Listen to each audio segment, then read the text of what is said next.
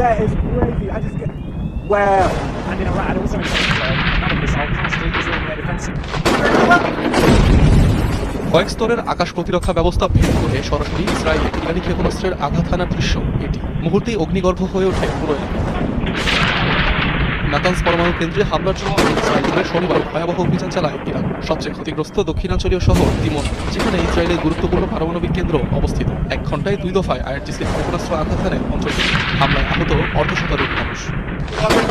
আমি বাসিন্দাদের শক্তি ও ভরসা যোগাতে এসেছি। তারা যতই আমাদের ক্ষতি করার চেষ্টা করুক না কেন, ইসরায়েলের নাগরিকরা অনেক দৃঢ়। এটা একটা যুদ্ধ, বিজয় অর্জনের জন্য আমাদের হামলা চালিয়ে যেতে হবে।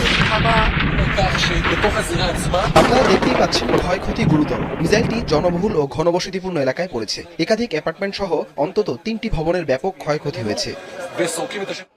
দক্ষিণাঞ্চলের আরেক শহর আরাদেও হয়েছে মুহুর্মুহু হামলা। একাধিক আবাসিক ভবন ক্ষতিগ্রস্ত হয় ইরানের ক্ষেপণাস্ত্রের আঘাতে। ড্রোন ফুটেজে ধরা পড়ে ভয়াবহ সেই দৃশ্য। এছাড়াও ইলাদ, বীরশেবা ও কিরিয়াত গাত শহরের বিভিন্ন সামরিক স্থাপনায় টার্গেট করে হামলা চালায় আইআরজিসি। এসব হামলায় 200-রও বেশি মানুষ নিহতের দাবি করেছে তেহরান।